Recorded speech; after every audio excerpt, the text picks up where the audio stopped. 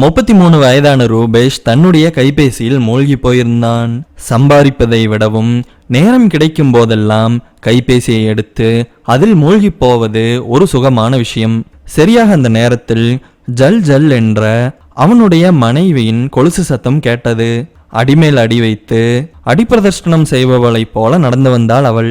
விலை உயர்ந்த ஃபேன்சி சாரியை அணிந்திருந்தாள். அந்த காலை வேளையிலும் மிகவும் சிரமப்பட்டு மேக்கப்பை போட்டிருந்தாள் அவள். கழுத்து நகைகளுக்கு பஞ்சமில்லாமல் இருந்தது.